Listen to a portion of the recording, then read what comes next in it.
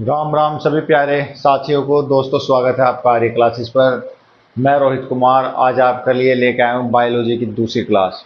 तो दोस्तों, पहली क्लास में हमने डाइजेस्टिव सिस्टम का इंट्रोडक्शन पढ़ा था, उसके बारे में पढ़ा था। ठीक, इसके स्टेजेस के बारे में पढ़ा था कि इसके कितने चरण होते हैं। तो दोस्तों, हमने पढ़ा था इसके 4 चरण होते हैं। ठीक, जिसमें इंजेशन, खाने को ग्रहण करना, इंजेशन। दूसरा डाइजेशन। डाइजेशन में क्या पढ़ा था हमने? माउथ के अंदर क्या होता है, आपका स्टमक के अंदर क्या होता है, इंटेस्टाइन इंटेस्टाइन के अंदर क्या होता है। ठीक, उसके बाद हमने पढ़ा था एब्जॉर्प्शन एंड एसिमिलेशन। ठीक है, वो यानी जो भी खाना पचा है उसको एब्जॉर्ब करना, उसका अवशोषण करना। ठीक है दोस्तों। ठीक, अब बढ़ते हैं आगे। इसी तरीके से पिछली क्लास में हमने स्टेजेस पढ़े थे, उसके चरण पढ़े थे। अगर वो नहीं भी समझ में आया तो कोई बात नहीं, उसको हम दोबारा से फिर से डिटेल से पढ़ने वाले हैं। ठीक, तो चलिए अब शुरू करते हैं अपना चैप्टर डाइजेस्टिव सिस्टम। बढ़ाते हैं क्लास को आगे। तो दोस्तों, डाइजेस्टिव सिस्टम मैंने आपको बता दिया था, जितने भी अंग या जितने भी जो हमारे ऑर्गन होते हैं जो डाइजेशन में सहयोगी होते हैं, डाइजेशन में मदद करते हैं, उन सब के समूह को डाइजेस्टिव सिस्टम कहते हैं। ठीक है, उन सब के ग्रुप को डाइजेस्टिव सिस्टम कहते हैं। तो आज हमारी जो मेन क्लास है, अगर पिछली क्लास में दोस्तों किसी को कुछ ना भी समझ में आया हो तो ये क्लास जरूरी है, वो चीज़ दोबारा से सारी रिपीट होंगी। ये इस क्लास को जरूर देख लेना आप। ठीक दोस्तों, डाइजेस्टिव सिस्टम जो शुरू होता है, जो खाना होता है वो हमारे माउथ यानी मुख से लेकर लास्ट हमारे एनस, जिसे मल द्वार कहते हैं। खाना हमारे माउथ में जाकर हमारे मल द्वार से निकलता है। ठीक, जो खाना है हमारे माउथ से लेकर हमारे मल द्वार तक निकलता है, यानी हम खाना मुख से खाते हैं, उसके बाद लास्ट में जो वेस्ट हम निकालते हैं वो हमारा एनस मल द्वार से निकलता है। तो इसके बीच जितने भी ऑर्गन्स जो उसमें मदद करते हैं पाचन में, वो उन सब के ग्रुप को डाइजेस्टिव सिस्टम कहते हैं। और जैसे हम खाने को मुंह में लेते हैं और खाना जिस जिस रास्ते से होते हुए जाएगा, लास्ट में हमारे मल द्वार से मल के रूप में निकल जाता है। तो जिस जिस रास्ते से होकर जाएगा उसे बोलते हैं दोस्तों एलिमेंट्री कैनाल। ठीक है, क्या बोलेंगे उसे? Alimentary canal. यानी खाना माउथ यानी मुख से गया और लास्ट में मल द्वार से मल के रूप में निकला, तो जिस जिस रास्ते से वो होके गया उसे क्या कहेंगे? Alimentary canal.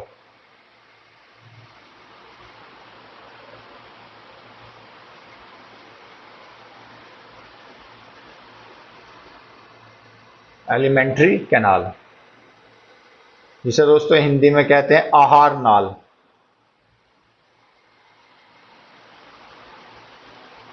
ठीक है, और इसका एक और नाम भी दे देते हैं दोस्तों, फूड पाइप। नहीं, फूड पाइप नहीं, आहार नाल ही बोलते हैं इसको।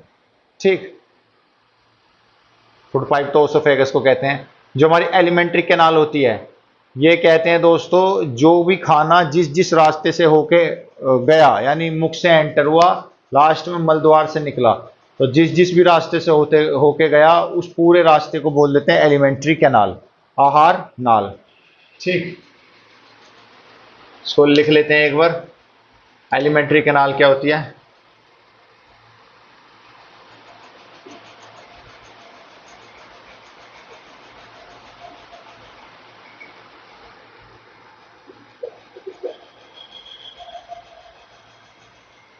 मुख से लेकर मल द्वार तक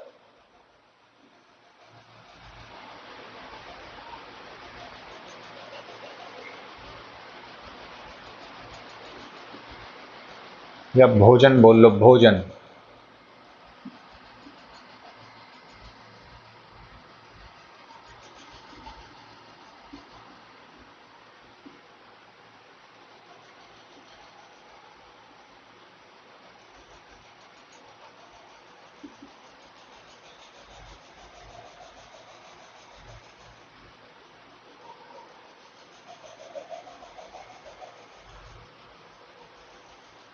जहां से भी गुजरेगा।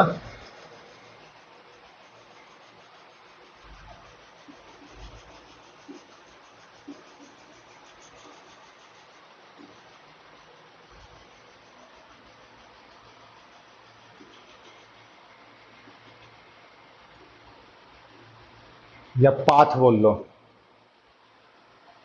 रास्ता।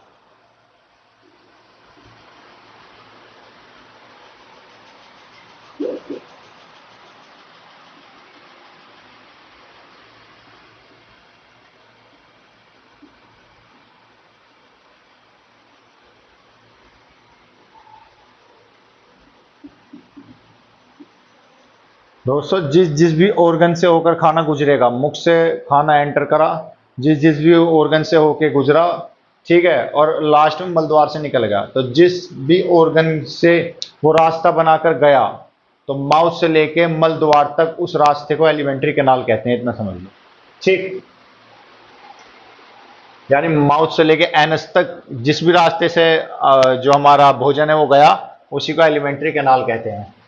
अब दोस्तों एलिमेंट्री कैनाल का साइज क्या होता है, मतलब खाना मुख से गया और मलद्वार तक निकला, तो ये दूरी कितनी बैठती है, लगभग माउथ से लेके एनस तक की दूरी, मलद्वार तक की दूरी, ये बैठती है दोस्तों 9 मीटर। कितनी बैठती है, 9 मीटर, 9 मीटर। और आपकी लगभग फिट में बोले तो 30 फीट, ठीक है, 30 फीट के आसपास बैठती है। यानी लगभग 9 मीटर का सफर तय करता है हमारा खाना मुख से लेकर मलद्वार तक, ठीक है। कितने दूरी तय करता है, 9 मीटर या 30 फीट की। तो देखा जाए हमारी एलिमेंट्री कैनाल कितनी बड़ी होती है, हमारी एलिमेंट्री कैनाल होती है 9 मीटर, उसका लगभग 9 मीटर या 30 फीट उसकी लंबाई होती है, ठीक है, लगभग। और दोस्तों अब ये होके कहां कहां से जाती है, माउथ, हमारा मुंह, मुख में खाना जाता है, ठीक, माउथ, ठीक दोस्तों, हमारे मुख से खाना जाता है। उसके बाद भोजन कहा जाता है हमारी फूड पाइप में, जो हमारे गर्दन का रास्ता है, ये जो पेट तक जा रहा है, इसे कहते हैं फूड पाइप। फूड पाइप में जाएगा, फिर किस में जाएगा, आमाशय में, स्टमक में, फिर किस में जाएगा, छोटी आंत, स्मॉल इंटेस्टाइन में, फिर किस में जाएगा, लार्ज इंटेस्टाइन में, ठीक है। लार्ज इंटेस्टाइन से जुड़ा होता है हमारा एनस मलद्वार। तो ये यहां से लेके यहां तक की दूरी कितनी बैठती है, 9 मीटर या 30 फीट। इसके अंदर स्मॉल इंटेस्टाइन की दूरी कितनी होती है दोस्तों, स्मॉल इंटेस्टाइन की दूरी होती है हमारी 6.25 से लेके 7 मीटर तक, लगभग 6.25 मीटर से लेके लगभग 7 मीटर तक, ठीक है। 6.25 मीटर से लेकर 7 मीटर तक हमारी छोटी आंत की लंबाई होती है ये, ठीक है। और उसके बाद दोस्तों 1.5 से 1.8 मीटर तक, मीटर से 8 मीटर तक, 1.8 मीटर तक,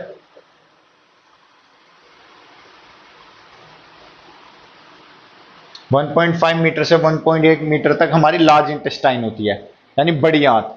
बड़ी आंत हमारी कितनी लंबी होती है, लगभग 1.5 मीटर से 1.8 मीटर तक, ठीक। और इसमें जो फूड पाइप की लंबाई होती है, फूड पाइप की लंबाई होती है दोस्तों 25 सेंटीमीटर। कितनी होती है, 25 सेंटीमीटर, ठीक है दोस्तों, कितनी होती है, 25 सेंटीमीटर। तो इस तरीके से होता है, ठीक है। इसी को यहां से यहां तक एलिमेंट्री कैनाल कहते हैं। एलिमेंट्री कैनाल 9 मीटर 30 फीट की होती है। और उस एलिमेंट्री कैनाल के अंदर फुट पाइप भी आता है, वो 25 सेंटीमीटर का होता है। छोटी आंत में, इस दूरी में छोटी आंत, इस लंबाई में छोटी आंत की लंबाई इतनी बैठती है, बड़ी आंत की लंबाई इतनी है। यहां से यहां तक ये कहलाती है एलिमेंट्री कैनाल, ठीक है, जहां जहां से भोजन जिस जिस रास्ते से होता हुआ गया। अब आगे बढ़ते हैं दोस्तों, और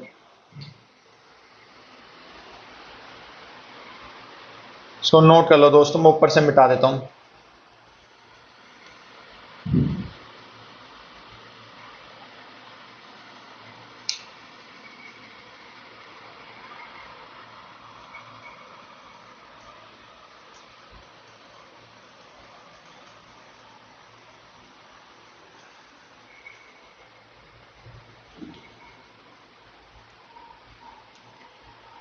अब दोस्तों सबसे पहला डाइजेशन कहां से शुरू होगा, अब शुरू करते हैं हम हमारा पाचन।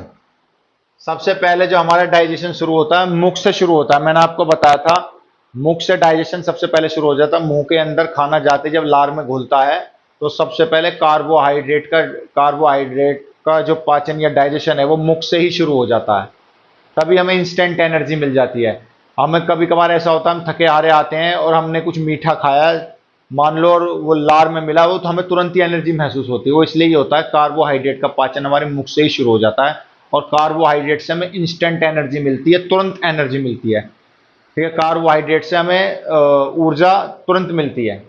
ठीक, और सबसे जल्दी डाइजेस्ट होता है कार्बोहाइड्रेट। तो सबसे पहले हम पढ़ेंगे पूरा बकल कैविटी। बकल कैविटी, ठीक, सबसे पहले पढ़ेंगे बकल कैविटी, मुख गुहा।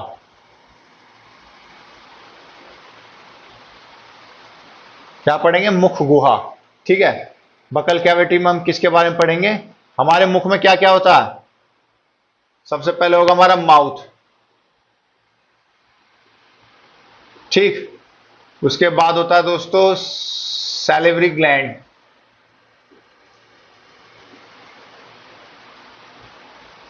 हमारे मुख में ये चीजें होती हैं जो पाचन में मदद करती है। हमारा मुख हो गया, सैलिवरी ग्लैंड हो गया जिसे कहते हैं लार ग्रंथि, लार ग्रंथि। उसके बाद दोस्तों जो पाचन में रोल निभाते हैं अपना, एक होता है हमारा तिथ, हमारे दांत, ठीक है, दंत। और चौथा हो गया हमारा दोस्तों हमारे जीव, टंग, जीवा, ठीक। तो ये चार हमारे मुख के अंदर पाचन में रोल निभाते हैं। तो हम दोस्तों मुख का काम क्या होता है हमारे? बस मुख का तो एक ही काम है दोस्तों, इससे हम खाना ग्रहण करते हैं, भोजन ग्रहण करते हैं।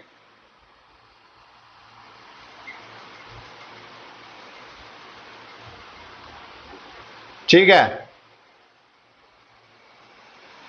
Intake of food. तो माउथ में दोस्तों, माउथ, मुख का तो एक ही काम है, उससे हम हमें खाना खाना है, उससे हमने खाना खाया। अब हम पढ़ेंगे सैलिवरी ग्लैंड से। मेन काम लार ग्रंथि का होता है, हमारे दांत और जीवा का होता है। ठीक, तो हम इन तीनों को पढ़ने जा रहे हैं। हम हमारे मुख से पाचन शुरू होता है, तो सबसे पहले हम मुख को पढ़ेंगे, फिर ओसोफेगस, फूड पाइप में खाना जाता है, इसके बारे में पढ़ेंगे। फिर हमारे स्टमक में खाना जाता है, आमाशय में, फिर उसके बारे में पढ़ेंगे। फिर छोटी आंत, फिर बड़ी आंत, ऐसे धीरे धीरे करके स्टेप वाइज हम पढ़ेंगे डिटेल में। ठीक, तो अब हम चलते हैं सैलिवरी ग्लैंड पे। एक बार नोट कर लो, फिर मैं मिटा के उसको तरीके से समझाऊंगा। चलिए दोस्तों आगे बढ़ते हैं। जैसे बकल कैविटी में हमने सबसे पहले क्या पॉइंट पढ़ा था? हमने सबसे पहले पढ़ा था हमने माउथ, ठीक, मुख, मुख से हम भोजन ग्रहण करते हैं। दूसरा पॉइंट क्या पढ़ना था हमें?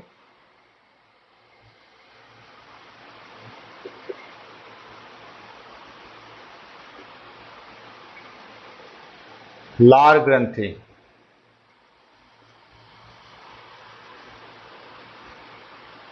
ठीक है। सबसे पहले हम बकल कैविटी का दूसरा भाग, दूसरा हिस्सा पढ़ेंगे, सैलिवरी ग्लैंड। ये दोस्तों ग्रंथि क्या होती है? तो ग्रंथि दोस्तों अब यहां बताऊंगा, तो इसका पूरा एक चैप्टर है ग्लैंड ग्रंथि का, ठीक है। तो ग्रंथि को हम ग्रंथि वाले चैप्टर में पढ़ेंगे, क्योंकि इस चैप्टर में और किसी चैप्टर का जिक्र करूंगा तो खिचड़ी से पक जाएगी, कुछ समझ नहीं आएगा। तो इतना ध्यान रखना कि सैलिवरी ग्लैंड एक लार ग्रंथि है, ये क्या काम करती है, और इसका नाम ध्यान रखना, ठीक है। सैलिवरी ग्लैंड हमारे मुख में होती है, क्या काम करती है इसका ध्यान रखना।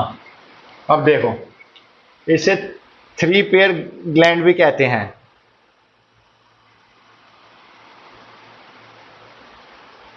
थ्री पेयर ग्लैंड, ठीक है। तीन पेयर यानी तीन पेयर की ग्रंथि होती है, ठीक, तीन जोड़ों की ग्रंथि। और दोस्तों ये जो होती है जो सैलिवरी ग्लैंड होती है हमारे मुख के अंदर होती है, ग्रंथि होती है एक। ये मान लो एक थैली टाइप मान लो ग्रंथि। तो ये तीन तरह की ग्रंथि होती है और जोड़े होते हैं। जैसे ये तीन भाग में डिवाइडेड है, कौन कौन से हैं हमारे?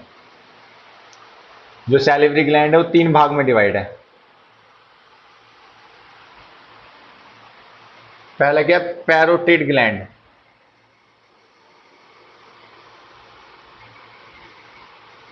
क्या है? Parotid gland.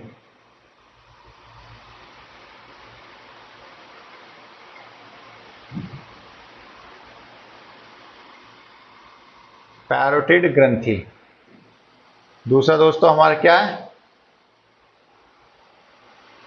सब मैंडिबुलर। सब मैंडिबुलर। सब मैंडिबुलर।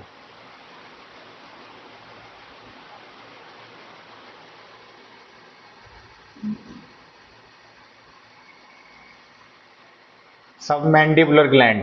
ठीक है, सब मैंडिबुलर ग्रंथि। तीसरी कौन सी होती है हमारी?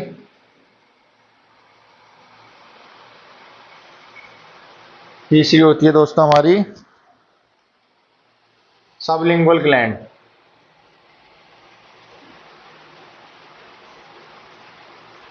सबलिंगुअल ग्लैंड यानी सबलिंगुअल ग्रंथि।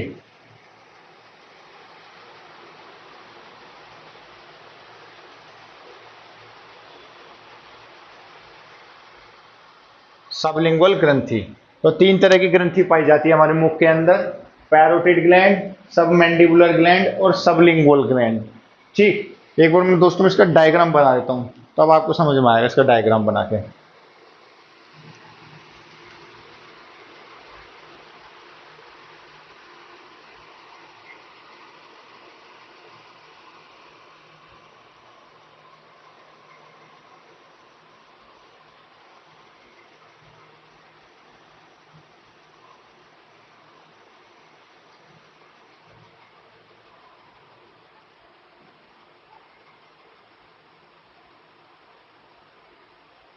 दोस्तों एक कान है हमारा, ईयर। और देखो कौन कौन सी ग्लैंड कहाँ होती है। ठीक, सबसे पहले मैं बताता हूँ पैरोटिड ग्लैंड कहाँ होती है। पैरोटिड ग्लैंड दोस्तों ठीक हमारे कान के नीचे होती है। कहाँ होती है? ठीक हमारे कान के नीचे होती है पैरोटिड ग्लैंड। ठीक हमारे कान के इस तरफ नीचे कौन सी होती है? हमारी पैरोटिड ग्लैंड। और ये दोनों साइड होती है, ये पूरा जोड़ा होता है, एक इस तरफ एक इस तरफ। ठीक है, पैरोटिड ग्लैंड कौन सी है? ठीक कान के नीचे और आगे की तरफ, यहाँ पे। ठीक, यहाँ पे। अब आगे देखो, पैरोटिड ग्लैंड हमारी यहाँ होती है। सब मैंडिबुलर ठीक इसके आगे होती है। ठीक, इससे थोड़ी छोटी होती है सब मैंडिबुलर।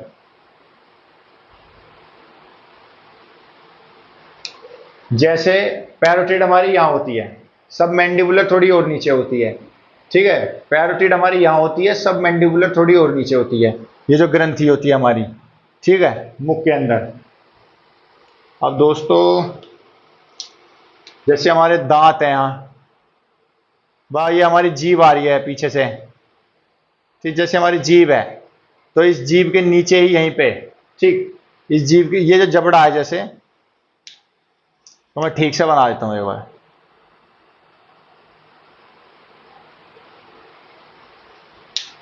जो हमारी जीभ होती है, जीभ, इस जीभ के ठीक नीचे इस तरफ, इस जीभ के ठीक नीचे इस तरफ, ठीक है, इस तरफ कौन सी ग्रंथि होती है हमारी? इस तरफ होती है दोस्तों सबलिंगुअल। किस तरफ होती है? ठीक नीचे यहाँ पे, सबसे छोटी होती है साइज में। ठीक, ये होती है सबलिंगुअल। ये भी दो होती है, एक पेयर इस तरफ एक पेयर इस तरफ। ठीक, सबलिंगुअल का एक पेयर इस तरफ एक पेयर इस तरफ। और जो दूसरी होती है सब मैंडिबुलर, ये यहाँ होती है, एक पेयर इस तरफ, मतलब एक इस तरफ एक इस तरफ, एक पेयर हो गया। ऐसी दो ये होती हैं सबलिंगुअल, एक इस तरफ एक इस तरफ। एक होती है पैरोटिड ठीक कान के नीचे, एक यहाँ एक यहाँ। ठीक है, तीन ग्रंथि होती है हमारी। अब इसका नाम लिख देता हूं मैं एक बार।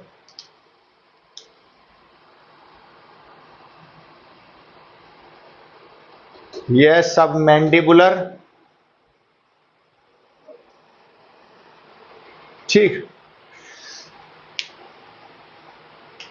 यह दोस्तों आपका पैरोटिड,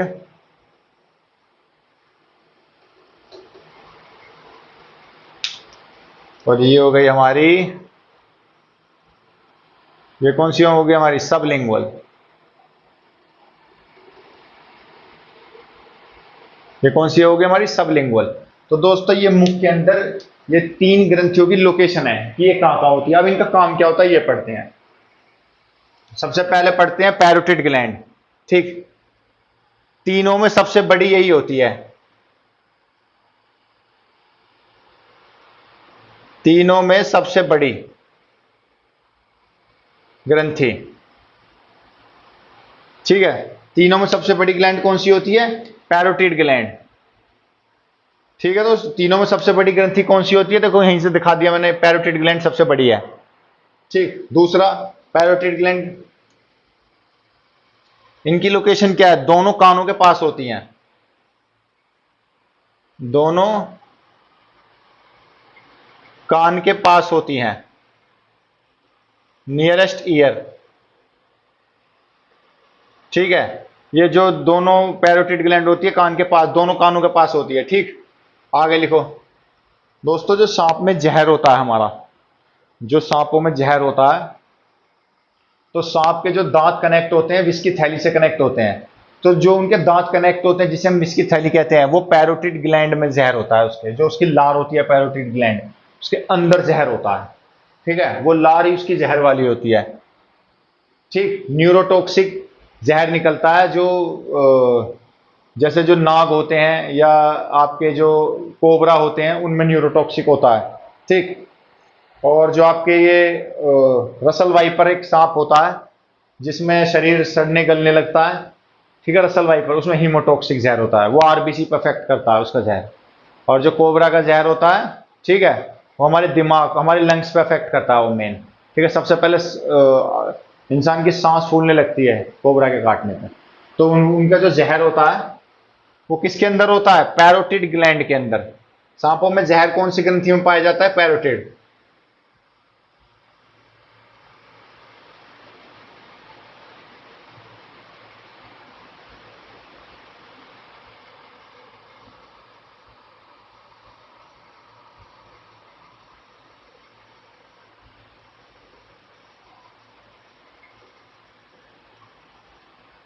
ठीक है दोस्तों, सांपों में जहर इसी ग्रंथि में पाया जाता है।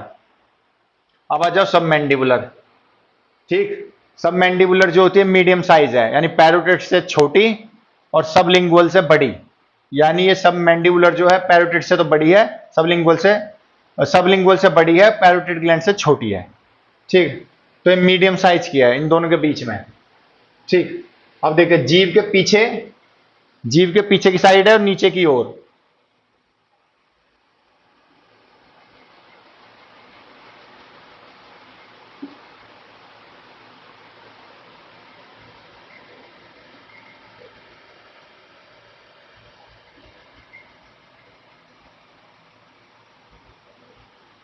ठीक है, सब मैंडिबुलर जो जीभ के, देखो ये जीभ आ रही है यहां हमारी।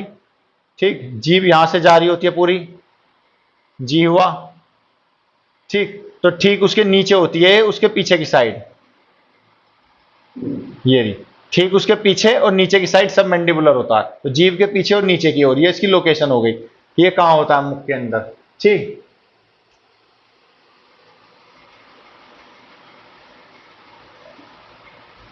और सब मैंडिबुलर दोस्तों सबसे ज्यादा लार बनाता है।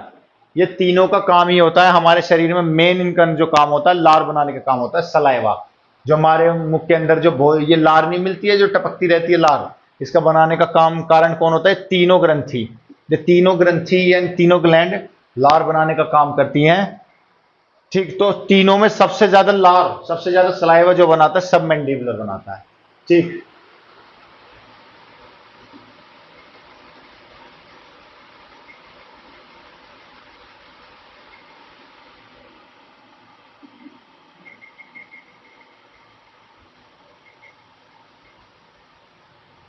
ठीक है, तीनों में सबसे ज्यादा लार बनाता है सब मैंडिबुलर। अब आ जाओ इस पे सबलिंगुअल, और तीनों का बस एक ही काम है, लार बनाना।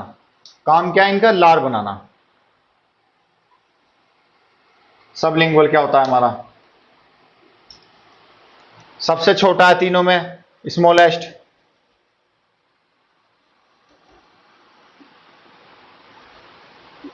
सबसे छोटा है इन तीनों में। ठीक है, क्या इन तीनों में सबसे छोटा, इन तीनों ग्लैंड में सबसे छोटा है ये। ठीक दोस्तों, और इसका सबलिंगुअल का काम क्या होता है? इसकी लोकेशन कहां है? जीभ के ठीक नीचे, जीभ के ठीक नीचे। ठीक, इसकी लोकेशन क्या है? जीभ के ठीक नीचे, यानी कान के नीचे सबसे पास कौन सी है? Parotid gland. उसके बाद जीभ के पीछे और नीचे की ओर है सबमैंडिबुलर, और ठीक जीभ के नीचे है सबलिंगुअल। और तीनों का एक ही काम होता है, लार बनाना, सलाइवा बनाना। सांप के अंदर जहर जो पाया जाता है इसी ग्रंथि में पाया जाता है, पैरोटिड ग्लैंड में। सांप के अंदर भी ग्रंथियां होती हैं, तो पैरोटिड ग्लैंड में है जहर पाया जाता है उसका। ठीक दोस्तों, तो ये तीन पेयर होते हैं हमारे जो सलाइवा बनाते हैं। ठीक, क्योंकि दो ये होते हैं, दो ये होते हैं, दो ये होते हैं। ठीक, टोटल 6 ग्रंथि हो जाती हैं। इनके पेयर हैं, जैसे पैरेटोइड भी दो है, एक इस कान के नीचे, एक इस कान के नीचे। सबमैंडिबुलर भी दो है, एक इस तरफ और एक इस तरफ। और आपका सबलिंगुअल भी दो है, जीवा के नीचे, एक इस तरफ और एक इस तरफ। इस तरीके से है। ठीक है, तो इसलिए इसे 3 पेयर ग्लैंड भी कहते हैं, सैलिवरी ग्लैंड को। ये तीनों लार बनाती हैं। एक बार इसे नोट कर लो दोस्तों, फिर हम आगे चलते हैं। तो आगे लिखिए दोस्तों। ठीक है, तो मैंने क्या बनाया, ये जो हमारी तीनों ग्लैंड अभी पढ़े हमने, पैरोटिड, सबमैंडिबुलर और सबलिंगुअल, ये क्या करती हैं,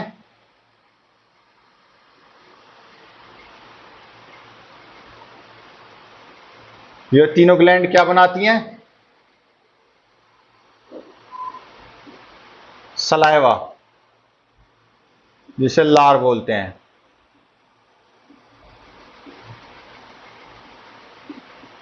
क्या करती है, तीनों ग्रंथि मिलके क्या बनाती हैं, ये तीनों ग्रंथि मिलकर लार बनाती हैं। इनका बस एक ही काम होता है तीनों ग्रंथियों का, कि लार बनाना, और कोई काम नहीं है इनका।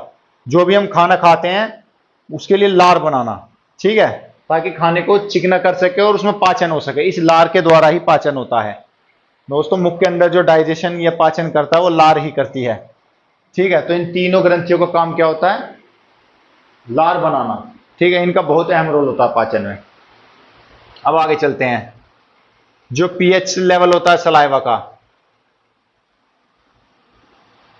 यानी हमारी जो मुख के अंदर की लार होती है उसका होता है 6.8 पीएच।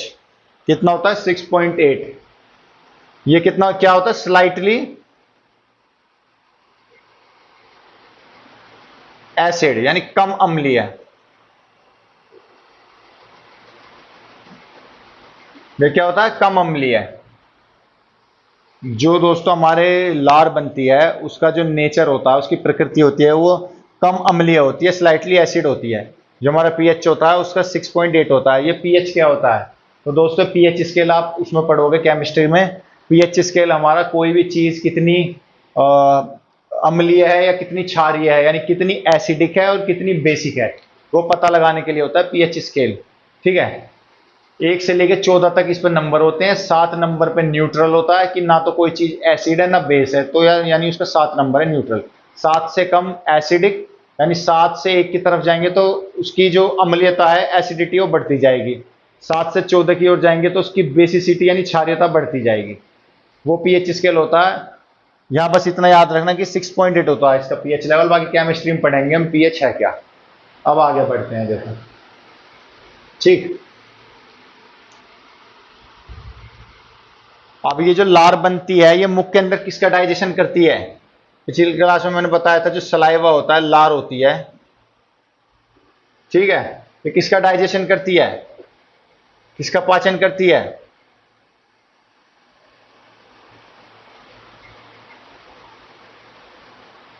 ये करती है कार्बोहाइड्रेट और फैट का।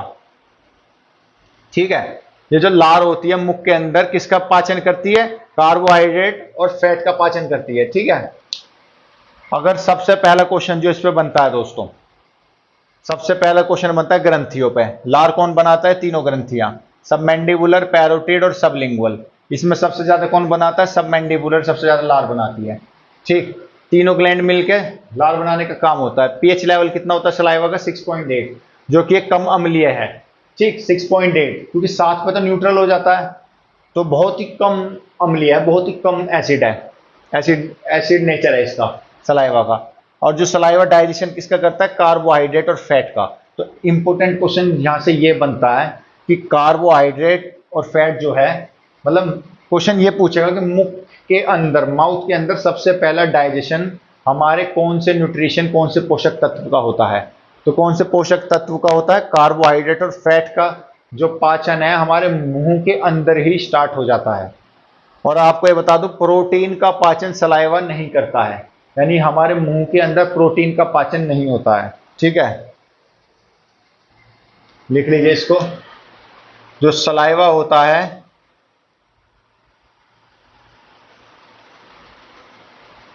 यह प्रोटीन का पाचन नहीं करता, यानी प्रोटीन का डाइजेशन नहीं करता। ठीक, जो सलाइवा है प्रोटीन का पाचन नहीं करता, यानी प्रोटीन का पाचन मुंह से शुरू नहीं होता है, हमारे मुंह से कार्बोहाइड्रेट और फैट का पाचन शुरू होता है। और इसमें भी सबसे ज्यादा ये किसका डाइजेशन करता है? कार्बोहाइड्रेट। यानी हमारी जो लार है वो कार्बोहाइड्रेट का मैक्सिमम, ज्यादातर कार्बोहाइड्रेट का डाइजेशन करती है। ठीक है, जो हमारी लार है जो मुंह के अंदर, वो मैक्सिमम कार्बोहाइड्रेट का डाइजेशन करती है, फैट का बहुत कम करती है। यानी मुख के अंदर फैट का डाइजेशन कम होता है, सबसे ज्यादा जो पाचन होता है कार्बोहाइड्रेट का होता है। कंप्लीटली भी डाइजेशन नहीं होता कार्बोहाइड्रेट का, लार में जो कार्बोहाइड्रेट और फैट का जो पाचन होता है वो कंप्लीटली पूरी तरह नहीं होता है। ये कुछ हिस्से कार्बोहाइड्रेट के कुछ हिस्से को तोड़ता है। इसमें माल्टोस में, मैंने आपको पिछली क्लास में पढ़ाया था, कार्बोहाइड्रेट को कितने हिस्से में तोड़ेगा कि और छोटे भाग में मतलब तोड़ के कर देगा माल्टोस के रूप में। ठीक, और फैट जो है, फैट को किस में कर देगा? डाइग्लिसराइड में। ठीक है, जो इसका रूप है आगे बताऊंगा किस रूप में टूटते हैं। ठीक, तो कार्बोहाइड्रेट का सबसे ज्यादा पाचन लार में होता है। ठीक, पूरी तरह नहीं होता है, उसके बाद पेट में भी थोड़ा बहुत पाचन होता है और छोटी आंत में जाकर पूरी तरह पाचन होता है। तो कार्बोहाइड्रेट और फैट का पाचन मुख से शुरू हो जाता है। ठीक है दोस्तों, फैट का बहुत कम होता है, कार्बोहाइड्रेट का ज्यादा पाचन होता है मुख में, पूरी तरह नहीं होता है लेकिन। और प्रोटीन का तो मुख में पाचन होता ही नहीं। ठीक, अब आगे बढ़ते हैं, तो नोट कर लो एक बार दोस्तों। चलिए अब आगे बढ़ते हैं।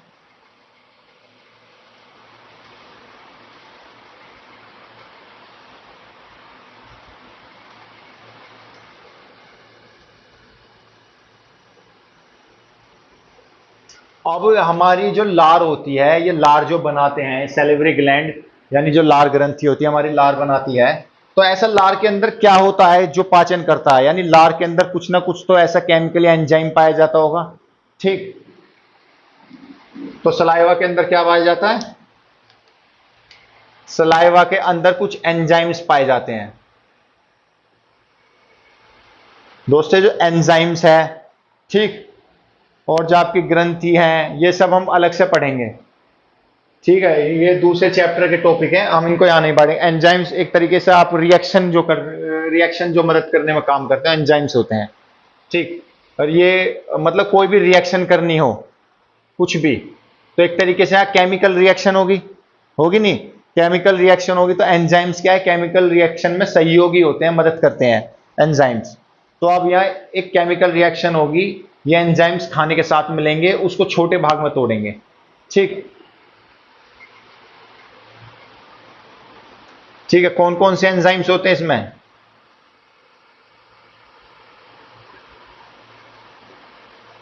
सैलिवरी ग्लैंड में नहीं, सलाइवा में, सॉरी। सैलिवरी ग्लैंड से क्या बनता है? सलाइवा यानी लार। उस लार के अंदर क्या पाए जाते हैं? पाए जाते हैं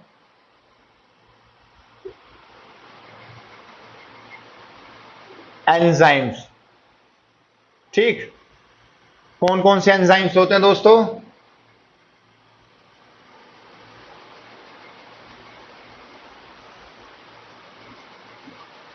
एक होता है लाइजोजाइम, LYSOZYME। क्या होता है? एक लाइजोजाइम, इसे हिंदी में लिखे तो लाइसोजाइम।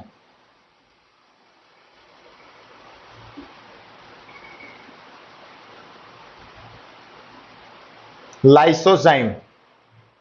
ठीक, और दूसरा कौन सा एंजाइम बनाता है?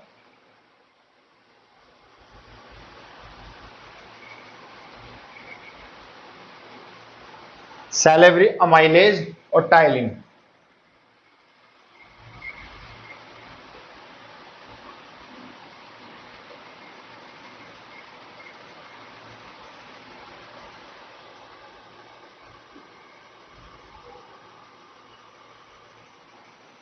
और टाइलिन, इसका दूसरा नाम भी है सैलिवरी अमाइलेज का, टाइलिन। ठीक है, ptyalin, TYALIN, salivary amylase, amylase. फिर इसको बोलेंगे एमिलेज, इसको टाइलिन।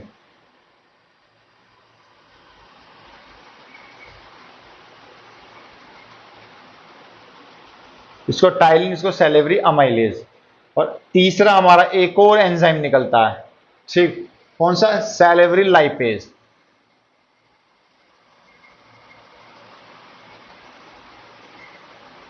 ठीक, सैलिवरी लाइपेज।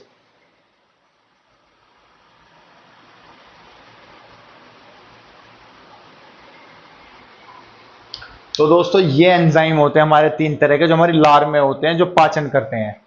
ठीक है, ये खाने के साथ मिलते हैं, केमिकल रिएक्शन होती है, खाने को बहुत छोटे भाग में तोड़ने का काम करते हैं। लाइसोजाइम, सैलिवरी अमाइलेज और टाइलिन, इसका दूसरा नाम है, और सैलिवरी लाइपेज। ठीक, सबसे पहले दांत खाने को बिल्कुल छोटे टुकड़ों में करेगा, तभी बोलते हैं कि हमें खाना चबा चबा के खाना चाहिए, क्योंकि जो हमारी पाचन की क्रिया है उसको और आसान बना देता है अगर हम दांतों से खानों को चबा चबा के खाएं, क्योंकि दांतों से हम खाने के जितने छोटे टुकड़े मुंह में ही कर लेंगे, आगे पाचन उतने फास्ट हो जाता है, ज़्यादा शरीर को पावर नहीं लगानी पड़ती। ठीक, तो पहले दांत खाने को चबा चबा के बहुत छोटा करेगा, उस खाने के साथ लार भी मिली रहती है, ये अपना काम करती है, लार खाने के साथ रिएक्शन करती है। ठीक है, उससे जो है खाने को एक छोटे भाग में तोड़ती है। यानी खाने, जो डाइजेशन का मतलब ये क्या है, जो हम कॉम्प्लेक्स फूड, जो जटिल खाना खाते हैं, उसको छोटे से छोटे भाग में तोड़ना, कि जिससे नीचे वो टूट ही ना सके। ठीक, और वो मैंने आपको बता दिया कौन कौन से रूप होते हैं खाने के, तो छोटे से छोटे भाग में टूटते हैं। लाइसोसोम का काम क्या होता है?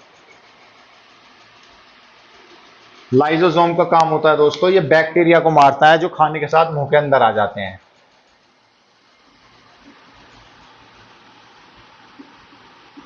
किल बैक्टीरिया,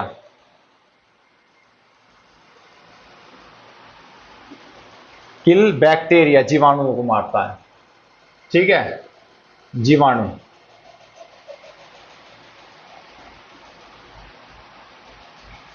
ये किसको मारता है? लाइसोसोम दोस्तों। लाइसोसोम जो मारता है, बैक्टीरिया को मारता है, जिन्हें हम क्या कहते हैं? जीवाणु। ठीक, यानी खाने के दोस्त क्या होता है, जैसे कभी कभार क्या होता है, हम कहीं बाहर चले गए, किसी से हाथ मिला लिया, कभी कभार बिना हाथ धोए भी खा लेते हैं, बच्चे खा लेते हैं जैसे बिना हाथ धोए खाना पीना, तो उसके साथ बहुत सारे जीवाणु, बैक्टीरिया, गंदे बैक्टीरिया हमारे हाथों के सहारे, खाने के सहारे मुख में चले जाते हैं। ठीक, तो उन बैक्टीरिया जो होते हैं, मैं कुछ मतलब कुछ हद तक बैक्टीरिया हमारा जो मुख के अंदर, ये जो एंजाइम बनते हैं जो लार के द्वारा बनाए जाते हैं, इसमें लाइसोजाइम जो होता है, कुछ हद तक इन बैक्टीरिया को मुंह के अंदर ही मार देता है। ठीक, एक तरीके से इम्यूनिटी दे रहा है हमें लाइसोजाइम, जो एंजाइम है। ठीक, अब आगे चलते हैं, दूसरा वाला क्या करता है? इसका मेन काम यही होता है, बैक्टीरिया को मारना। और ये जो एमाइलेज और टाइलिन होते हैं दोस्तों, ये किसका पाचन करते हैं? ये स्टार्च का पाचन करते हैं।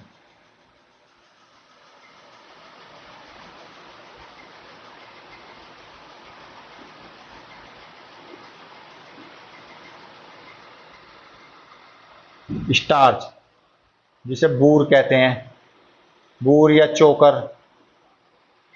ठीक, इसे स्टार्च को, डाइजेशन ऑफ स्टार्च, यानी स्टार्च का पाचन करते हैं।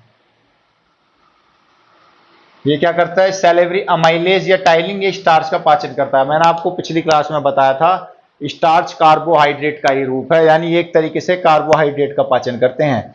स्टार्च की जगह आप यहाँ कार्बोहाइड्रेट लिख लो, लेकिन स्टार्च इसलिए लिखते हैं क्योंकि हम खाने के तौर पर जो कार्बोहाइड्रेट का रूप खाते हैं, वो स्टार्च के रूप में खाते हैं कार्बोहाइड्रेट हमेशा। ठीक है, जो ह्यूमन होते हैं, जो खाना खाते हैं पेड़ पौधों से मिला हुआ, वो स्टार्च के रूप में ही खाते हैं, इसलिए स्टार्च लिखते हैं। इसको हम कार्बोहाइड्रेट भी लिख सकते हैं, कार्बोहाइड्रेट का ही रूप होता है।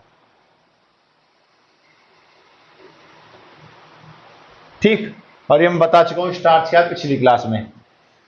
तो दोस्तों अब ये इसका कार्बोहाइड्रेट का डाइजेशन कौन करता है? सैलिवरी अमाइलेज या टाइलिन, PTYALIN, ये टाइलिन नाम का एंजाइम जो लार के अंदर होता है, ये कार्बोहाइड्रेट का डाइजेशन करता है। यानी डाइजेशन मतलब कार्बोहाइड्रेट को छोटे भाग में तोड़ता है। किसमें? ये कार्बोहाइड्रेट को किस में ब्रेक डाउन करेगा? माल्टोज में। किसमें ब्रेक करेगा? माल्टोज।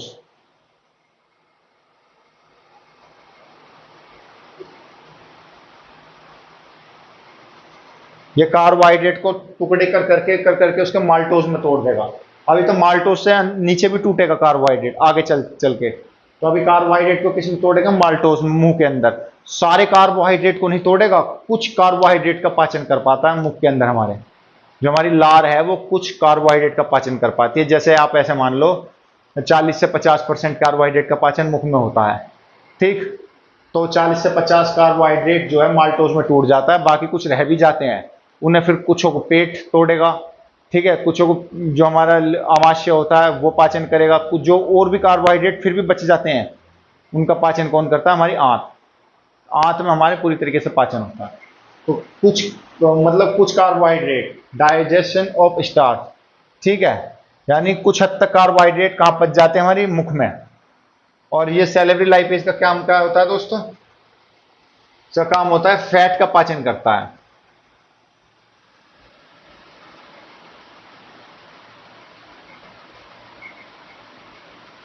ये वसा का पाचन करता है, ठीक। ये किसका पाचन करता है? फैट का।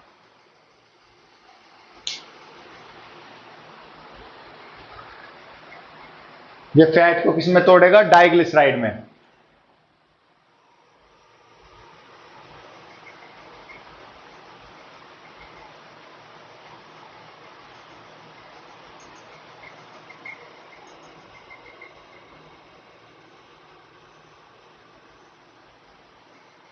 किसमें तोड़ेगा? डाइग्लिसराइड में, ठीक है दोस्तों। ये डाइजेशन जो फैट का होगा किसमें तोड़ेगा? डाइग्लिसराइड।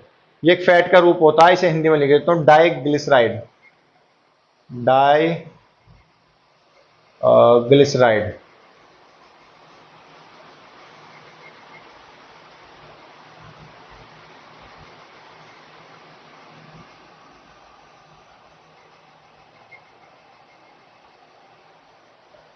डाइग्लिसराइड। तो फैट को लार किस में तोड़ेगी? डाइग्लिसराइड रूप में। पूरा नहीं तोड़ेगी, फैट का बहुत कम डाइजेशन होता है हमारी लार से। सबसे ज्यादा डाइजेशन कार्बोहाइड्रेट का होता है, ठीक। लेकिन फिर भी पूरी तरीके से पाचन हमारे मुंह में नहीं होता। ये कार्बोहाइड्रेट जो माल्टोज में नहीं टूट पाया, ये अब आगे बढ़ेगा, ठीक है। और जो फैट डाइग्लिसराइड में नहीं टूट पाया, अब वो आगे बढ़ेंगे इसमें, पेट की ओर, ठीक। तो ये 3 एंजाइम निकलते हैं, ये तीनों एंजाइमों का काम होता है। सो नोट कर लो, फिर हम आगे बढ़ते हैं, ठीक है। सैलिवरी ग्लैंड क्या बनाती है? सलाइवा। जो लार होती है, लार के अंदर हमारे एंजाइम्स पाए जाते हैं। कुछ एंजाइम्स का काम क्या होता है? रिएक्शन में सहयोग देना, किसी चीज के साथ रिएक्शन करना, उसमें सहयोग देना। तो रिएक्शन किसके साथ कर रही है? खाने के साथ। लाइसोजाइम खाने के साथ मिलकर उसके बैक्टीरिया, जो खाने के साथ बैक्टीरिया हैं, जीवाणु उन्हें मारता है। सैलिवरी अमाइलेज या टाइलिन नाम का एंजाइम हमारे कार्बोहाइड्रेट को पचाता है, जो हम स्टार्च के रूप में खाते हैं, ठीक है। किसमें तोड़ता है कार्बोहाइड्रेट को? माल्टोज में। उसके बाद सैलिवरी लाइपेज, ये फैट का पाचन करता है, वसा का। किसमें तोड़ेगा? डाइग्लिसराइड में, ठीक। दोस्तों एक एंजाइम और होता है हमारा, एक एंजाइम और होता है हमारा, ठीक। ये हो गया हमारा पहला, ये दूसरा, ये तीसरा। एक चौथा एंजाइम और होता है, चौथा एंजाइम, ठीक, जिसे बोलते हैं दोस्तों म्यूकस। म्यूकस क्या बोलते हैं इसे? म्यूकस। ये हमारा दोस्तों चौथा एंजाइम होता है। तो सलाइवा में हमारे 4 एंजाइम बनते हैं, कौन कौन से? लाइसोजाइम, सैलिवरी अमाइलेज और टाइलिन, सैलिवरी लाइपेज। तो दोस्तों मेन तो वैसे तीनों से पूछा जाता है, पर हमें चौथा भी पता होना चाहिए, म्यूकस। इससे छोटा सा ही काम होता है, ठीक। ये ऐसे इतना इंपॉर्टेंट नहीं है। ये खाने को एक तरीके से चिकना और चिपचिपा बनाता है। Lubricate the food, lubricate the food and mouth, यानी मुख।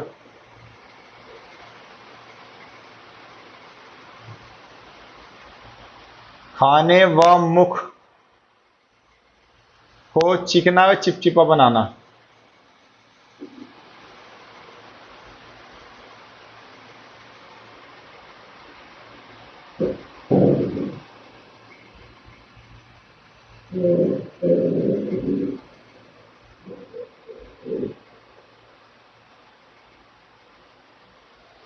ठीक है दोस्तों, जो म्यूकस होता है, ये म्यूकस भी एक एंजाइम होता है जो किसके लार में ही पाया जाता है। एंजाइम चार होते हैं, लाइसोजाइम, सैलिवरी अमाइलेज या टाइलिन, सैलिवरी लाइपेज और एक म्यूकस। बस म्यूकस का काम इतना होता है दोस्तों, जो खाना होता है ना उसको चिकना बनाना, ठीक है, ताकि वो आराम से ओसोफेगस यानी जो हमारी ग्रास नली, ये फूड पाइप होती है, यहाँ से उतरते उतरते पेट में आराम से पहुंच जाए।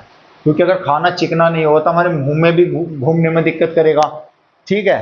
तो अगर खाना चिकना होगा तो इजीली आराम से ट्रेवल कर जाता है रास्ते में। तो ये होता है खाने, और हमारे मुंह में जो चिकनापन होता है वो म्यूकस देता है।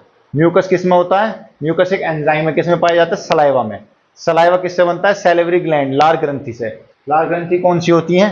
पैरोटिड, सबमैंडिबुलर और सबलिंगुअल, ठीक। तो चलिए आगे चलते हैं। जो हमारा सैलिवरी ग्लैंड है, ठीक है, वो हमारा लार ग्रंथि जो है, अब उससे आगे बढ़ते हैं। वो हमारा कंप्लीट हो गया, ठीक। क्या क्या कंप्लीट हो गया? हमारा माउथ, मुख से खाना खाते हैं, और हमारा सैलिवरी ग्लैंड जिसका काम होता है पाचन में, लार ग्रंथि, ये दो हो गए कंप्लीट। अब तीसरा क्या पढ़ा था हमने बकल कैविटी में? टीथ। अब हम किसके बारे में पढ़ेंगे? दांतों के बारे में, क्योंकि दांतों का भी तो रोल होता है दोस्तों हमारे। दांतों में क्या पढ़ेंगे? दांतों के प्रकार पढ़ेंगे, कौन सा दांत का क्या काम होता है वो पढ़ेंगे, कितने दांत होते हैं, बच्चों में कितने दांत होते हैं, वो सब जानकारी लें, क्योंकि दांत का भी एक अहम रोल होता है डाइजेशन में। खाने का तो वही चबाता है ना, ठीक। तो लिखो बकल कैविटी का तीसरा पॉइंट। बकल कैविटी का तीसरा पॉइंट क्या है? टीथ, दांत, ठीक।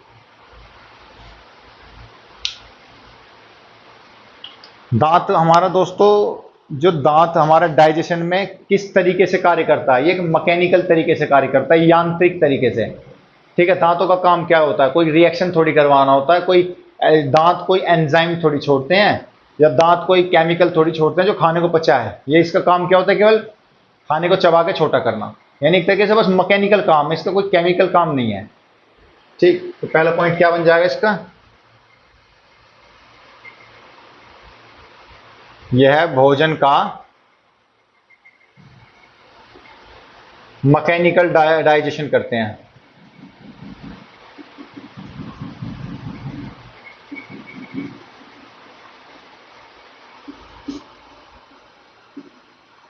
मैकेनिकल डाइजेशन, मैकेनिकल को कहते हैं हिंदी में यांत्रिक।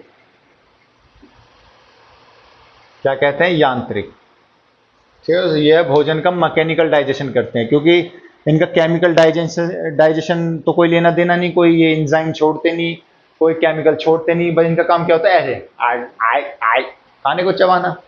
मैकेनिकल काम है इनका, बस खाने को काट के छोटा करना, ठीक। क्या काम करते हैं? खाने के साइज को छोटा कर देते हैं चबा चबा के। इनका च्यूइंग का काम होता है, चबाने का काम होता है दांतों का, ठीक। किसका? च्यूइंग, चबाना, चबा के खाने को छोटा करना, ये दांतों का काम होता है। अब दूसरा, स्टडी ऑफ टीथ को क्या कहते हैं? टीथ के बारे में पढ़ने को क्या कहते हैं?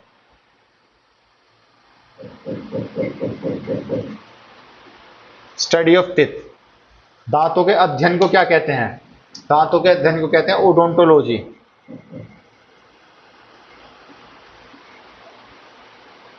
ओडोंटोलॉजी,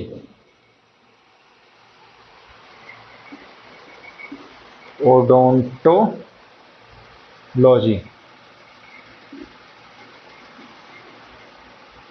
ओडोंटोलॉजी, ठीक। ओडोंटोलॉजी कहते हैं दांतों के अध्ययन, दांतों के बारे में पढ़ना क्या कहलाता है? ओडोंटोलॉजी, ठीक। अब अगला पॉइंट क्या है दोस्तों हमारा? दांत हमारे मेन बने किस चीज से होते हैं, ठीक। क्योंकि दांत बहुत हार्ड होते हैं हमारे शरीर में, सबसे ज्यादा हार्ड हमारे शरीर में दांत होते हैं, ठीक। और सबसे ज्यादा मजबूत हड्डी हमारे शरीर में कौन सी होती है? ये जबड़े की हड्डी जो होती है, ठीक। ये सबसे ज्यादा मजबूत हड्डी होती है हमारे शरीर की, ठीक। सबसे ज्यादा मजबूत और सबसे ज्यादा कठोर क्या होता है हमारे शरीर में? दांत। कठोर और मजबूत में बहुत फर्क है दोस्तों, ठीक है।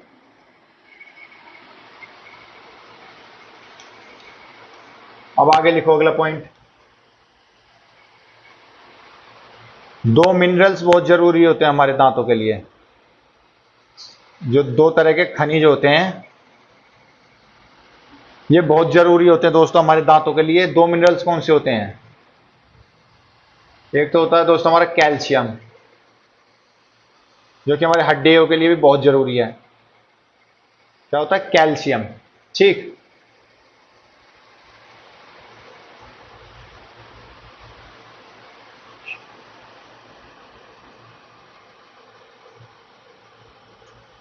कैल्शियम। दूसरा क्या होता है दोस्तों? फॉस्फोरस।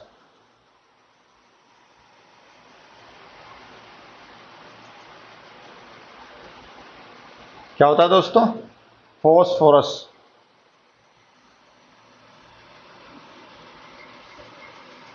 फास्फोरस। ठीक। फास्फोरस। अब आ जाओ, कैल्शियम का काम क्या होता है? दो चीजों से हमारा दांत मिलकर बना होता है, एक कैल्शियम और एक फास्फोरस। ये दो खनिज हमारे दांतों में ये दो खनिज सबसे ज्यादा इंपॉर्टेंट होते हैं। दो खनिजों से मिलकर हमारा दांत बना होता है, ये मिनरल होते हैं, कैल्शियम और फास्फोरस। ठीक। कैल्शियम का काम क्या होता है दांत में? अब ये मिलके तो बना होता है दांत दोनों से, तो कैल्शियम का काम क्या होता है? कैल्शियम का काम होता है मजबूती देना दांतों को, यानी प्रोवाइड रिजिडिटी।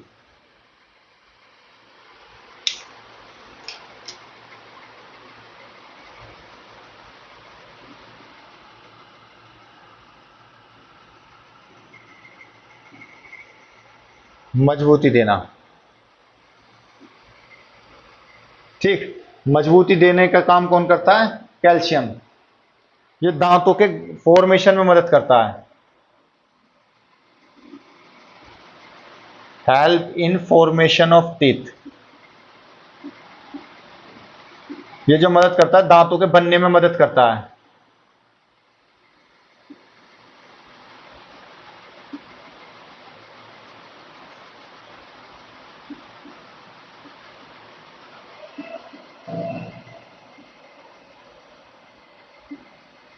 दोस्तों फॉस्फोरस का काम क्या होता है? ये दांतों के बनने में मदद करता है। ठीक। दांतों को मतलब एक तरीके से दांतों का निर्माण करने में मदद करता है फॉस्फोरस। और इसके साथ जो कैल्शियम होता है दांतों में, वो दांतों को मजबूती देता है। इन दोनों से मिलकर दांत बनता है, हमारा दांत बना होता है इन दोनों खनिजों से। तो ये दोनों खनिज दांतों के लिए बहुत जरूरी है, क्या? कैल्शियम और फॉस्फोरस। ठीक। अब आगे बढ़ते हैं, और कौन कौन से विटामिन दांतों के लिए बहुत जरूरी होते हैं? विटामिन आपका डी। ठीक। विटामिन के। ठीक। विटामिन डी, विटामिन के और vitamin C are very useful in teeth. ये तीनों विटामिन दांतों के लिए बहुत जरूरी होते हैं।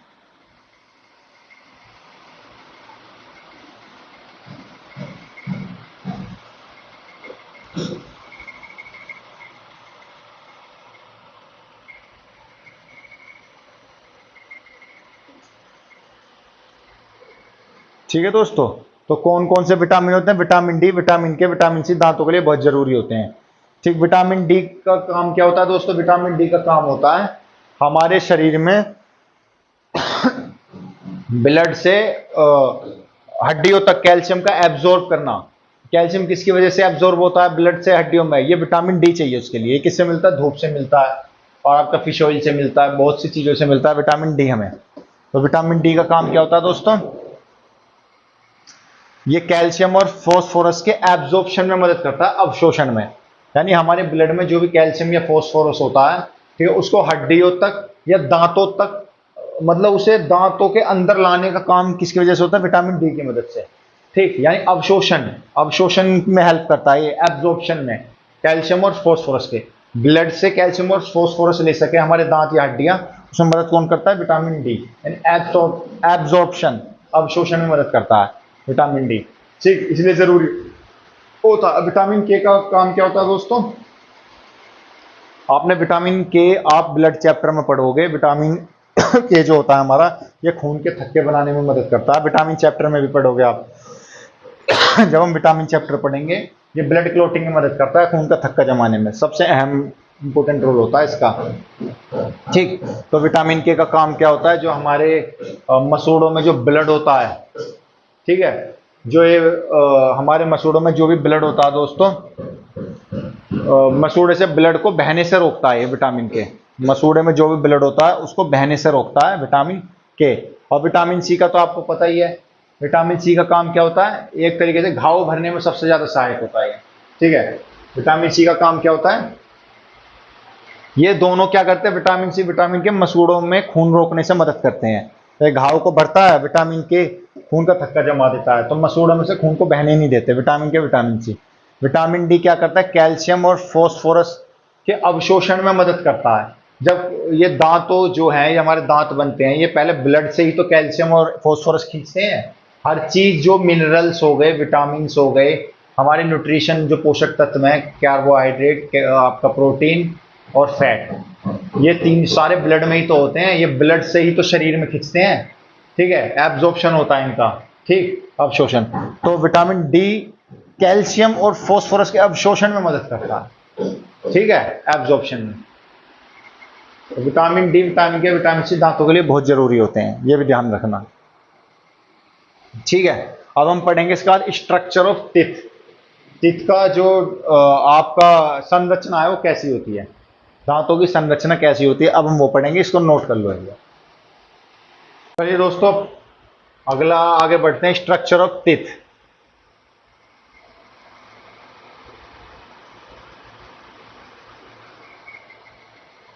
दांतों की संरचना, दांतों की संरचना, इसके डायग्राम को देखते हैं, वो स्ट्रक्चर ऑफ टिथ कैसा होता है हमारा, ठीक।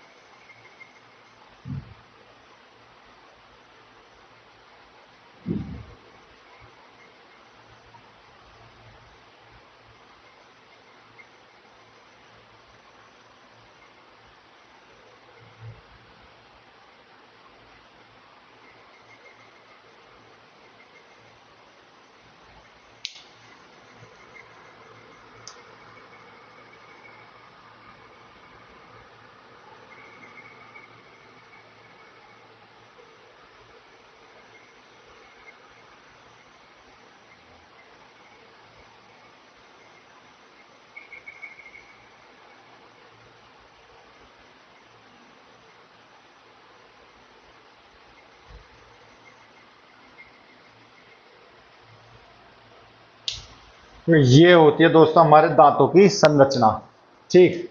ये जो सबसे पहला भाग होता है हमारा, इसे कहते हैं एनामेल। क्या होता है दोस्तों हमारा ये, एनेमेल, ठीक, एनिमल,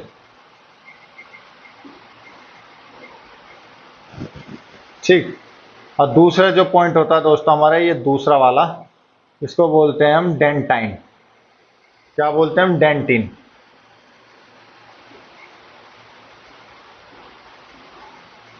ठीक है, इसको क्या बोलते हैं हम? डेंटिन। डेंटिन। अब तीसरा जो भाग होता है हमारा, ठीक है, उससे ये वाला भाग, तीसरा भाग मैं यहां लिख देता हूं। तीसरा जो भाग होता है इसे बोलते हैं पल्प। ठीक है, पल्प। ठीक है, इसे बोल देते हैं पल्प। और ये जो दोस्तों हमारी होती है, ये होती है हमारी रूट्स। ये हमारी नसें, ब्लड वेसल जो आ रही है। अब जो दोस्तों दांतों का इतना भाग होता है, इतना भाग यहां से यहां तक, ठीक है, ये भाग होता है 1/3 पार्ट। दांत का 1/3 भाग होता है यहां से यहां तक, यानी यहां से लेकर यहां तक दांतों का 1/3 भाग होता है ये। इसे बोलते हैं क्राउन। क्राउन, CROWN, यानी ताज। यानी इस भाग को दांतों का ताज कहा जाता है। ठीक, कौन सा? 1/3 भाग जो दांतों का ऊपर का हिस्सा होता है। और जो ये नीचे का 2/3 भाग होता है दोस्तों, ये वाला, ये 2/3 भाग जो बचता है, ये होती है दांतों की जड़ें। कितने हिस्से में होती हैं? 2/3 हिस्से में। ठीक, 2/3 हिस्से में क्या होती है दोस्तों? दांतों की जड़ें। तो ये होती है हमारे दांतों की संरचना। ठीक दोस्तों। और दोस्तों इसमें जो ये एनिमल होता है, ये सबसे हार्ड उसका बना होता है। और इसकी बहुत, मतलब डेंटिन के ऊपर एक छोटी सी परत चढ़ी होती है एनिमल की। तो यानी इसमें अगर देखा जाए तो डेंटिन कितना है हमारा? इसमें देखा जाए तो डेंटिन हमारा 80 से 85%। जो भाग है इसमें, डेंटिन का जो भाग है वो 80 से 85% है। इसके ऊपर एनिमल की एक बहुत कम परत चढ़ रही है, लेकिन ये बहुत मजबूत होती है। ठीक है, एनिमल की एक परत चढ़ रही है डेंटिन के ऊपर, जो कि बहुत मजबूत होती है, लेकिन इसमें सबसे ज्यादा भाग डेंटिन का होता है दांत में, 80 से 85%। ठीक, तो एक बार इस स्ट्रक्चर को नोट कर लो, क्योंकि इनके बारे में हम डिटेल में पढ़ेंगे अब कि किसका मतलब किसका क्या काम होता है। और ये दोस्तों, ये लाल रंग की नजर आ रही है आपको, नसें हैं हमारी, ब्लड वेसल। ठीक है, जिनसे पोषक तत्व आते हैं दांतों तक।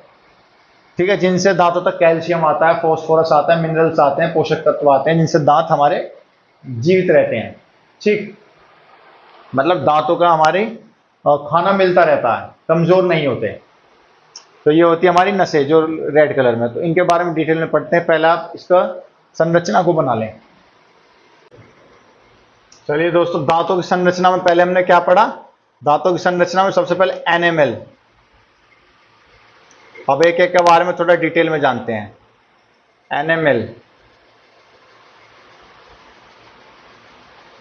ठीक, एनिमल क्या होता है हमारा? ये एक बहुत ही पतली परत होती है डेंटिन के ऊपर। जो दूसरा भाग था हमारा, डेंटिन हमारे दांत में 80 से 85% एरिया है पूरा। जो पूरा 80 से 85% भाग है वो डेंटिन ही है। उसके ऊपर एक पतली सी परत होती है एनिमल की, जो उसे सुरक्षा देती है, मजबूती देती है। एनिमल बहुत ही हार्ड होता है। और ये किस चीज का बना होता है हम आगे पढ़ते हैं। ठीक है, कैल्शियम और फॉस्फोरस मैंने अभी आपको पढ़ाया था। दो मिनरल बहुत जरूरी होते हैं दांतों के लिए, कैल्शियम और फॉस्फोरस। तो उसी का बना होता है। अब आगे पढ़ते हैं। एनिमल क्या होती है? आउटर मोस्ट लेयर, सबसे भारी सतह।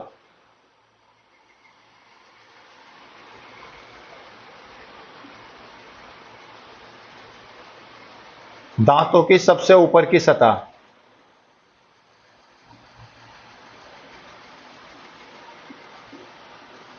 क्या थी दोस्तों? एनिमल, दांतों की सबसे ऊपर की सतह। अब दूसरा, एनिमल किस चीज का बना होता है? Made up of calcium phosphate.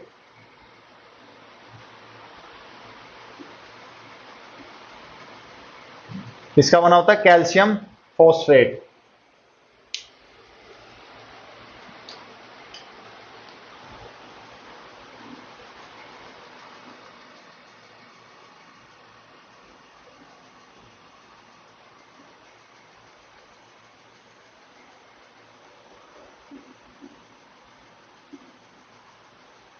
Calcium phosphate का बना होता है। दोस्तों कैल्शियम फॉस्फेट यानी कैल्शियम और फॉस्फोरस मिलकर कैल्शियम फॉस्फेट बनाते हैं। ये सबसे एक चीज, एक तरीके से किसी भी सब्सटेंस, इस चीज से अगर कोई सब्सटेंस बनाओ तो बहुत ही हार्ड हो जाता है। ठीक है, ये चीज को बहुत ही हार्ड कर देते हैं कैल्शियम फॉस्फेट, और इन्हीं का ही बना होता है एनएमएल। तो इसलिए एनएमएल बहुत ही हार्ड होता है। ठीक है, हमारे दांत का आप पकड़ के देखो, जो ऊपर का हिस्सा होता है कितना हार्ड होता है, वो एनिमल ही है। ठीक है, तो किस चीज का बना होता है एनिमल हमारा? कैल्शियम फॉस्फेट, कैल्शियम फॉस्फेट का बना होता है। इसमें क्या होता है? कैल्शियम और फॉस्फोरस। ठीक है, दो मिनरल्स होते हैं, दो खनिज होते हैं, कैल्शियम और फॉस्फोरस, में पढ़ा चुका हूं उनको। अब आगे बढ़ते हैं। इसी कारण, इसी कैल्शियम फॉस्फेट के कारण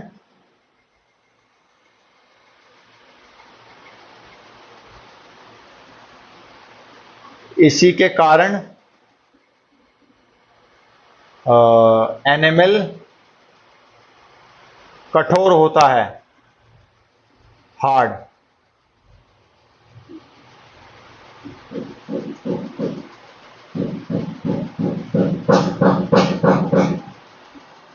ठीक है दोस्तों, इसी के कारण एनिमल कठोर होता है, किसके? कैल्शियम फॉस्फेट से बने होने के कारण। किसका बना होता है? Calcium phosphate. अगला पॉइंट, दांत हमारे व्हाइट किसके कारण चमकते हैं? दांत जो हमारे व्हाइट चमकते हैं,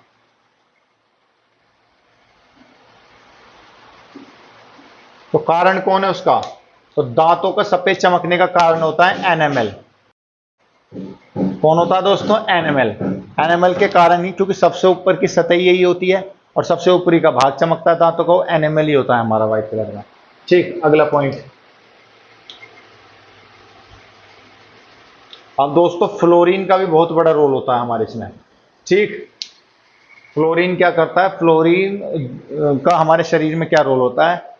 फ्लोरीन हड्डियों का घनत्व बढ़ाता है, जो हमारी बोन्स होती हैं उनकी डेंसिटी बढ़ाता है फ्लोरीन, इसलिए हमारी हड्डियां मजबूत होती हैं।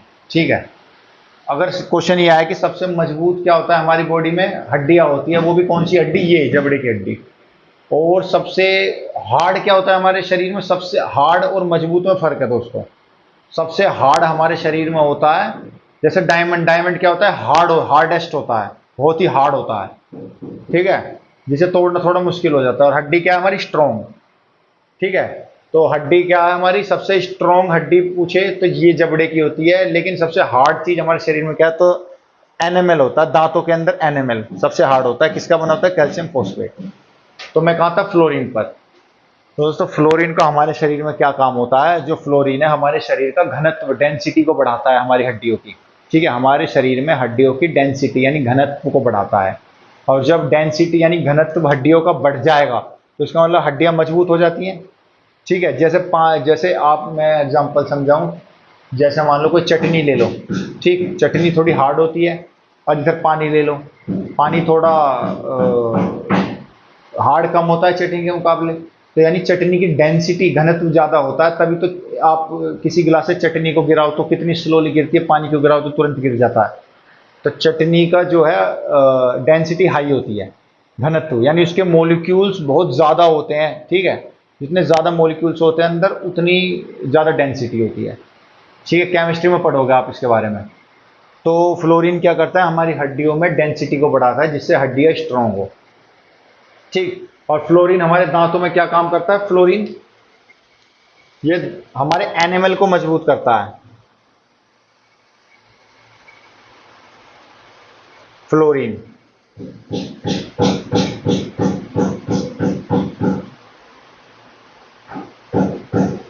फ्लोरीन तो फ्लोरीन का क्या काम होता है दोस्तों हमारे दांतों में? सेम यही हमारे दांतों में काम होता है। ये भी हमारे जो दांत होते हैं इनकी डेंसिटी, घनत्व को बढ़ाता है, दांतों को मजबूती प्रदान करता है। ठीक है, यानी जो एनिमल होता है हमारा, इसको मजबूती प्रदान करता है। ठीक है, बचा के रखता है एक तरीके से। वैसे एनिमल बना किस चीज का होता है? कैल्शियम फॉस्फेट का। हार्ड पहले से ही होता है, लेकिन इसको, इसकी सुरक्षा कौन करता है? एक तरीके से फ्लोरीन इसकी सुरक्षा करता है। एक तरीके से फ्लोरीन दांतों को सड़ने से बचाता है। ठीक है, फ्लोरीन का क्या क्या फायदे होते हैं? दांतों को सड़ने से बचाएगा एनिमल को, एक तरीके से एक तरीके से दांतों की रक्षा करता है फ्लोरीन। ठीक, दांतों में कोई भी कमी ना आए उसे कौन देखता है? फ्लोरीन। दांतों में कैविटी नहीं बनने देता, गड्ढे नहीं बनने देता, कीड़े नहीं लगने देता, ये काम फ्लोरीन का होता है। और फ्लोरीन मिलता किससे दोस्तों? फ्लोरीन हमारा पानी, मिट्टी, चाय और भी खाने पीनों से मिलता है। ठीक है, जैसे कुछ खाद्य पदार्थ होते हैं उनसे हमें फ्लोरीन मिलता है। ठीक, जैसे पानी में फ्लोरीन मिल जाता है हमें। ठीक, जैसे मिट्टी में भी फ्लोरीन पाया जाता है, मिट्टी के बर्तन में खाते हैं जैसे हम, तो उससे फ्लोरीन मिल जाता है हमें। चाय में फ्लोरीन होता है, और भी बहुत सारे खाद्य पदार्थ होते हैं उनमें फ्लोरीन होता है। ठीक, अब क्वेश्चन ये आता है दोस्तों, फ्लोरीन क्या है? फ्लोरीन मैंने आपको बता दिया, दांतों की सुरक्षा में काम आता है, एनामेल की सुरक्षा करता है, मसूड़ों को सड़ने नहीं देता, कैविटी नहीं बनने देता, फ्लोरीन का काम होता है। लेकिन अगर इसकी मात्रा कम या ज्यादा हो जाए तो क्या होगा? अब देखो, अगर फ्लोरीन की मात्रा बढ़ जाए, ये फ्लोरीन को मैं दोस्तों एफ से दिखा रहा हूं, अगर फ्लोरीन बढ़ जाता है और अगर फ्लोरीन घट जाता है, दो ही काम होंगे। अगर फ्लोरीन जरूरत से ज्यादा हो जाए, ठीक है, फ्लोरीन बॉडी में जरूरत से ज्यादा हो जाए तो क्या होगा?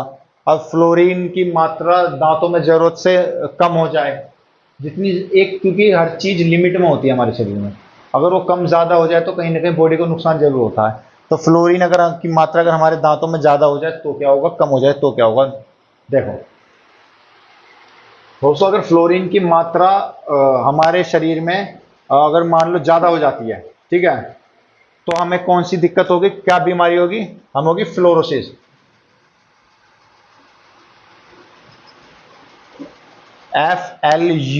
FLUOROSIS, fluorosis.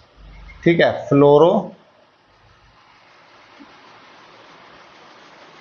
फ्लोरोसिस।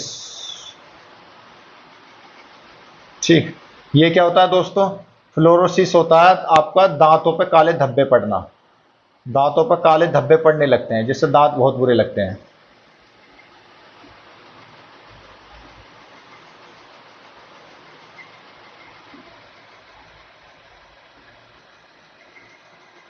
क्या होता है दोस्तों? दांतों पर काले धब्बे पड़ना, फ्लोरीन की मात्रा दांतों में जरूरत से ज्यादा हो जाए तो फ्लोरोसिस हो जाता है। ये एक बीमारी होती है फ्लोरोसिस। एक तरीके से कोई चीज अगर हमारे शरीर में कम या ज्यादा हो जाए तो नुकसान तो देगी, तो फ्लोरीन ज्यादा होने की वजह से दांतों पर काले धब्बे पड़ जाते हैं जिसे हम कहते हैं फ्लोरोसिस। ठीक, और फ्लोरीन अगर कम हो जाए दोस्तों तो हो जाता है टूथ डिके। टूथ डिके मतलब क्या होता है? दांतों में सड़न।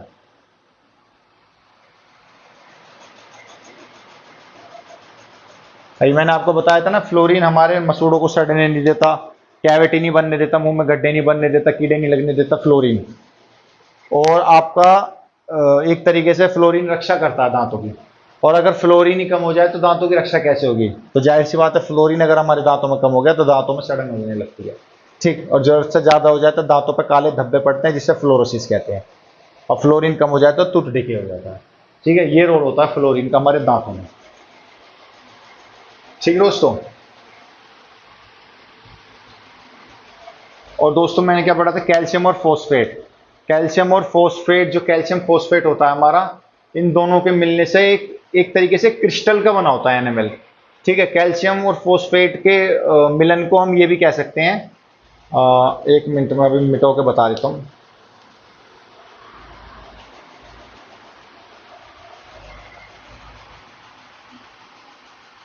दोस्तों कैल्शियम और फोस्फेट के मिलन को एक और नाम देते हैं। ठीक है, इसके जो कैल्शियम और फोस्फेट होता है, यानी किसका मिश्रण होता है? कैल्शियम प्लस फोस्फेट यानी फोस्फोरस का। तो इसको एक और नाम दे देते हैं हाइड्रो, ठीक है, hydro hydroxyapatite.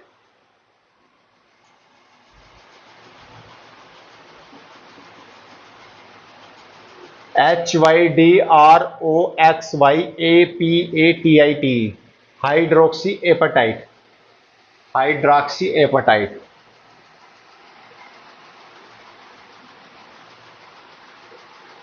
Hydroxyapatite, hydroxyapatite. क्या बोलेंगे इसको? Hydroxyapatite. ये एक तरीका क्या होता है दोस्तों, हाइड्रोक्सी एपेटाइट? एक तरीका क्रिस्टल बनाता है, एक तरीका क्रिस्टल होता है, ये मान लो।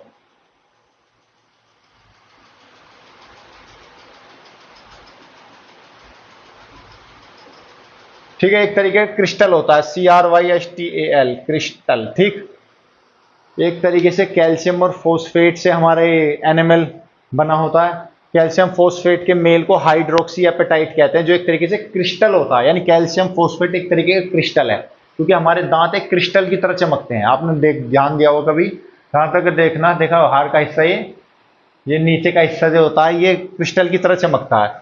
तो ये कैल्शियम फोस्फेट के मेल को हम हाइड्रोक्सी एपेटाइट भी कह देते हैं। ये एक तरीके का कैल्शियम फोस्फेट जो होता है एक तरीके क्रिस्टल का फॉर्म करता है, एक तरीके से क्रिस्टल के रूप लेता है। तो एनिमल क्या होता है, हमारे क्रिस्टल के रूप में होता है। किसका बना होता है, कैल्शियम फोस्फेट का बना होता है। कभी कभार उसे हाइड्रोक्सी एपेटाइट भी कह देते हैं। ठीक है, तो कैल्शियम फोस्फेट के मेल को क्या कह देते हैं, हाइड्रोक्सी एपेटाइट, जो कि एक क्रिस्टल की फॉर्म में होता है। ठीक है दोस्तों, तो एनिमल के बारे में दोस्तों हमारा इतना था। ठीक है, अब चलते हैं आगे हम डेंटिन के बारे में, जो हमारे दांत का अगला पार्ट है। ठीक है, डेंटिन, नोट कर लो इसे। तो दोस्तों हमारे दांतों का अगला भाग कौन सा था, अभी पहला हमने क्या पढ़ा, एनिमल। अब दूसरा भाग कौन सा है हमारा, डेंटिन। ठीक है, क्या है, डेंटिन। इसे हिंदी में लिख लो, डेंटिन। क्या लिखेंगे, डेंटिन। ठीक, ये एनिमल से अगला भाग था अंदर का। ठीक है, एनिमल एक बहुत पतली परत होती है डेंटिन के ऊपर। ठीक है, एनिमल क्या है, बहुत पतली परत होती है, लेकिन बहुत मजबूत होती है, क्योंकि कैल्शियम फोस्फेट की बनी होती है, जिसे हाइड्रोक्सी एपेटाइट भी कहते हैं। कैल्शियम फोस्फेट का जो कैल्शियम और फोस्फोरस का मिश्रण होता है, कैल्शियम फोस्फेट, ये क्रिस्टल की फॉर्म में होता है। तभी हमारे एनिमल क्रिस्टल की तरह चमकते हैं। दांत देखो, चमकते नहीं है क्रिस्टल की तरह, क्रिस्टल नहीं लगते जैसे कोई क्रिस्टल होता है। ठीक है, देखा नहीं कभी क्रिस्टल, पत्थर का क्रिस्टल टाइप जो होता है, दांत ऐसे नहीं लगते। तो कैल्शियम फोस्फेट एक क्रिस्टल की फॉर्म होती है, जिसे हाइड्रोक्सी एपेटाइट भी कह देते हैं। ठीक, तो डेंटिन उससे अगला भाग होता है हमारा। डेंटिन किससे कवर होता है, एनिमल से। Second most layer of teeth, क्योंकि ये एनिमल से अंदर अगला भाग कौन सा होता है, यही। तो सेकंड मोस्ट लेयर,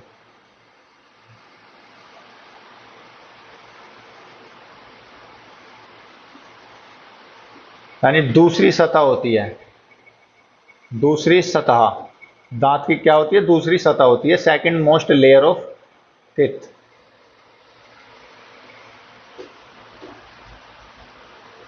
ठीक,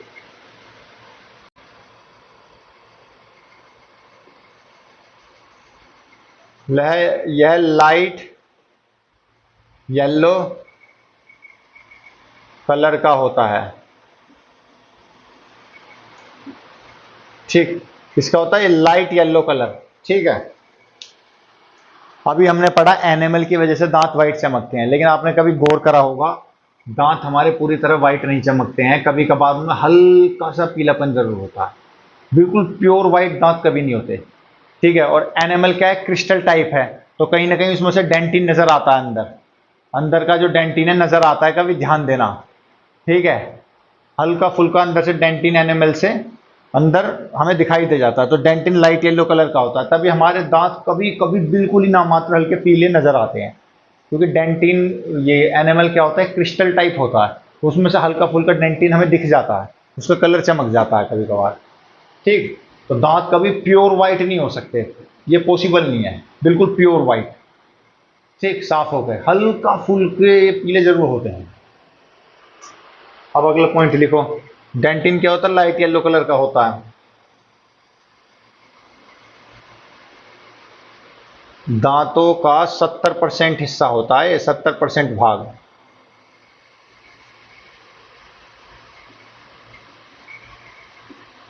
यानी पूरे दांत में अगर देखा जाए तो 70% हमारे डेंटिन ही होता है। ठीक, अब आगे बढ़ते हैं। 70% यह भी किसका बना होता है,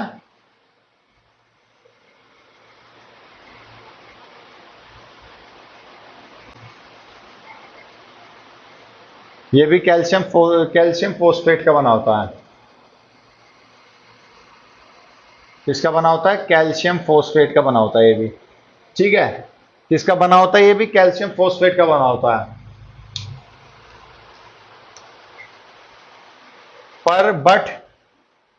पर एनिमल से 9 गुना कमजोर होता है ये।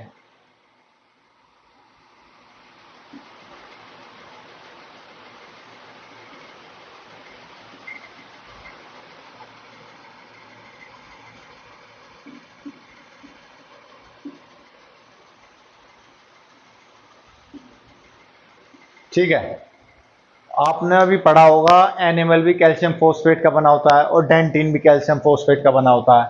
पर डेंटिन एनिमल से कमजोर होता है कितना? 9 गुना वीक होता है एनिमल से।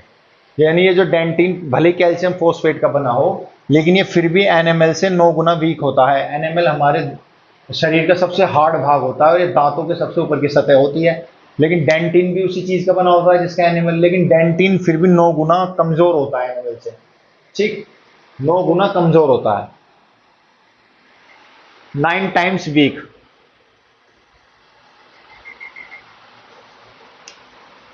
9 टाइम्स वीक, ठीक है, 9 गुना कमजोर होता है।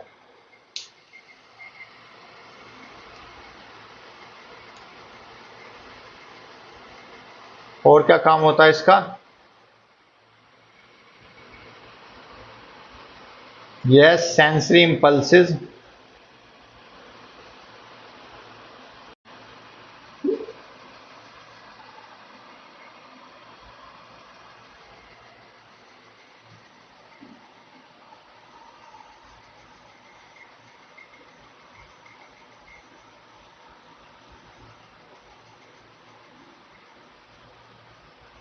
सेंसरी इंपल्सेस को हिंदी में क्या कहते हैं?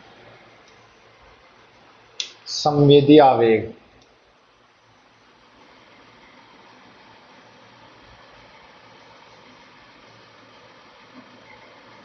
और दोस्तों, संवेदी आवेग क्या होते हैं?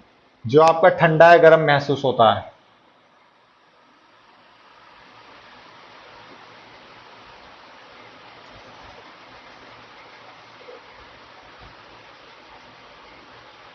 ठीक, जो आपका ठंडा या गर्म महसूस होता है उसी को ही बोलते हैं सेंसरी इंपल्सिस और संवेदी आवेग। जब भी हमारे दांत में हम कोई ठंडा पानी पीते हैं, ठीक, मान लो हमारे दांत में कैविटी बन गई, कोई गड्ढा बन गया, कीड़ा लग गया, ठीक है, वो क्या करता है? एनिमल का भाग को खा जाता है। पहले पहले एनिमल की परत हट गई, ठीक, फिर वो हमारे डेंटिन तक पहुंच जाता है।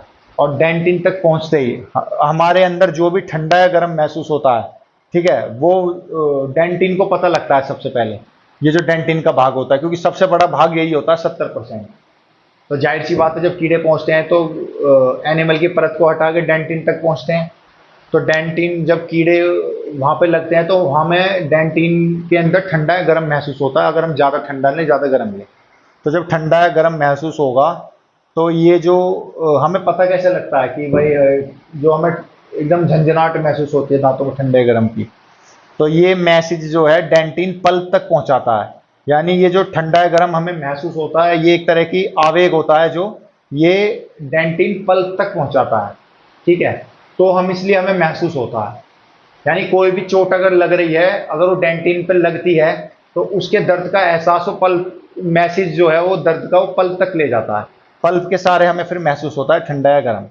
तो एक तरीके से डेंटिन का काम क्या है? एक तरीके से जो ठंडे गर्म का जो एक करंट है, एक इम्पल्सिस है, इसको पल्प तक पहुंचाना, जिससे कि हमें ठंडा या गर्म महसूस हो जाता है। ठीक है, तो ये काम होता है इसका, एक तरीके से मैसेज ले जाना डेंटिन का पल्प तक। कौन सा मैसेज? ठंडा या गर्म जो हमें महसूस होता है, सेंसरी इंपल्सेस, उनको पल्प तक पहुंचाना। अब आगे देखो, एक तरीके से डेंटिन को सपोर्ट कौन करता है? एनिमल। ठीक, दोस्तों मैंने अभी बताया दांतों में अगर कीड़ा लगता है, एनिमल की परत को हटा के डेंटिन तक पहुंच जाता है। उसके बाद हमें ठंडा गर्म होना महसूस होने लगता है, दांतों में दर्द भी महसूस होता है, तो पल्प के सहारे होता है। क्यों? क्योंकि पल्प में ही नसें जुड़ी होती हैं हमारी। ठीक, अब क्या है? अब पल्प तक मैसेज ये पहुंचाता है। जब भी हमारे दांतों में कुछ भी कीड़ा लगता है, कोई गड्ढा होता है, कैविटी हो जाती है, उसका इलाज डेंटिस्ट करता है।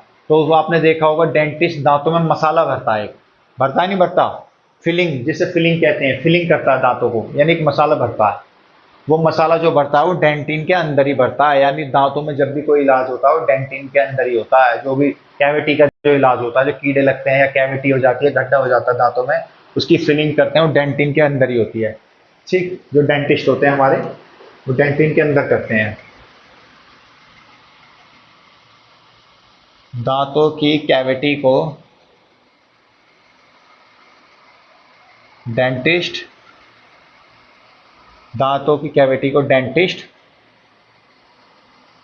दांतों की कैविटी को डेंटिस्ट और डेंटिन में फिलिंग करके ठीक करते हैं। डेंटिन में फिलिंग।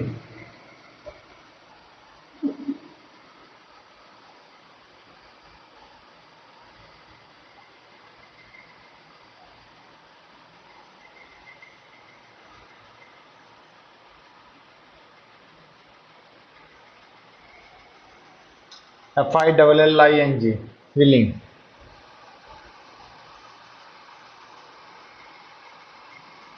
ठीक है, फिलिंग। तो फिलिंग कहाँ होती है हमारे दांतों के कौन से भाग में होती है? डेंटिन में होती है। ठीक, जो मसाला भरा जाता है डेंटिन में भरा जाता है। तो बस दोस्तों, डेंटिन के बारे में इतनी है, कोई हमें बिल्कुल गहराई में तो उतरना नहीं है। ठीक है, क्या डेंटिन सेकंड मोस्ट लेयर होती है दांतों की। ठीक है, दूसरे नंबर का भाग होता है, सबसे ज्यादा यही होता है दांतों में, जो भाग होता है 70% होता है। ठीक, इसकी रक्षा डेंटिन की, एक तरीके से दांतों को सपोर्ट कौन करता है? दांत को सपोर्ट में डेंटिन ही करता है, 70% भाग होता है। ठीक है, और डेंटिन को भी कौन सपोर्ट करता है? एनिमल, जो रक्षा करता है दांत की, सबसे हार्ड होता है। ये भी कैल्शियम फोस्फेट का बना होता है, एनिमल भी कैल्शियम फोस्फेट का बना होता है। लेकिन ये एनिमल से फिर भी 9 टाइम्स वीक होता है, कमजोर होता है, 9 गुना कमजोर होता है एनिमल से। ठीक, ये क्या करता है? सेंसरी इंपल्सिस को पल्प तक पहुंचाता है। ठीक, सेंसरी इंपल्सिस क्या होती है? संवेदी आवेग कहते हैं इसे हिंदी में। इसका मतलब है जो भी हमें ठंडा या गर्म होने की झंझनाहट होती है, उसका मैसेज ये कहां तक पहुंचाता है? पल्प तक। फिर वो हमें एहसास होता है पल्प के सहारे। पल्प क्या है? तीसरा भाग है दांत का, जो हम आगे पढ़ेंगे। और दांतों की कैविटी में जो मसाला भरता है डेंटिस्ट जो होते हैं, वो कौन से भाग में भरते हैं? क्योंकि कैविटी कहाँ होती है? डेंटिन में। ठीक है, जो गड्ढा होता है, क्योंकि 70% भाग ही डेंटिन है। तो जो भी दांतों में नुकसान सबसे पहले होता है कहाँ होता है? डेंटिन के अंदर होता है। ठीक, तो ये हमारे से नोट कर लो दोस्तों। फिर आगे हम पढ़ते हैं दांत का अगला भाग, पल्प। ठीक, तीसरा पॉइंट क्या है हमारा? तो तीसरा भाग है संरचना का, वो है पल्प। ठीक, पल्प। अब ये क्या होता है पल्प? ये दांतों का सबसे अंदर का भाग होता है। ठीक है, inner most layer of teeth.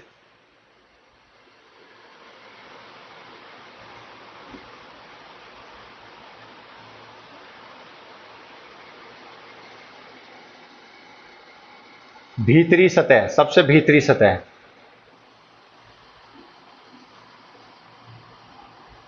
सबसे भीतरी सतह यही है। सबसे अंदर की सतह कौन सी है? Pulp, inner most layer of teeth. अगला पॉइंट, सॉफ्ट होता है ये। जैसे अभी हमने डेंटिन पढ़ा और हमने एनेमल पढ़ा, दोनों कैल्शियम फॉस्फेट के बने होते हैं। अभी मैंने बताया कैल्शियम फॉस्फेट की कोई भी चीज़ अगर बनी होती है तो बहुत हार्ड होती है। कैल्शियम फॉस्फेट एक क्रिस्टल होता है। क्रिस्टल, कोई मान लो कोई पत्थर होता है, पहाड़ी पत्थर कोई कोई क्रिस्टल फॉर्म में होता है जो चमकता है थोड़ा सा, तो क्रिस्टल हार्ड होता है। आपने देखा होगा वो पत्थर बहुत हार्ड मिलते हैं। तो कैल्शियम फॉस्फेट जो होता है ये क्रिस्टल टाइप होता है। ठीक है, हाइड्रोक्सी एपेटाइट भी कहते हैं जिसे। तो ये बहुत हार्ड होता है। ठीक, तो आपका डेंटिन और आपका जो हमारा एनिमल है, ये कैल्शियम फोस्फेट के होते हैं, इसलिए हार्ड होते हैं। डेंटिन एनिमल से 9 गुना कम हार्ड होता है। ठीक है, एनिमल के मुकाबले बहुत कम हार्ड होता है वो डेंटिन, लेकिन बना वो भी कैल्शियम फोस्फेट का होता है। लेकिन ये कैल्शियम फोस्फेट का नहीं होता, ये बहुत सॉफ्ट होता है। पल्प जो है हमारा, इससे हमारी नसें जुड़ी, ब्लड वेसल्स जुड़ी होती हैं। ठीक, ये सॉफ्ट भाग होता है, इसलिए ब्लड वेसल्स हमारी इसमें ही आके जुड़ी होती हैं। अगला पॉइंट है दोस्तों, जो हमारी ब्लड वेसल होती हैं, ठीक है, जो हमारी रक्त वाहिका होती है, जो हमारी रक्त वाहिका होती है और जो हमारी नर्व्स होती हैं,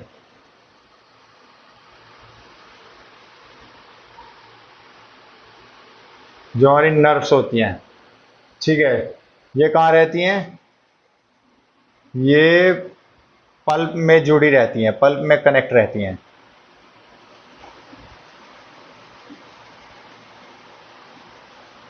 ठीक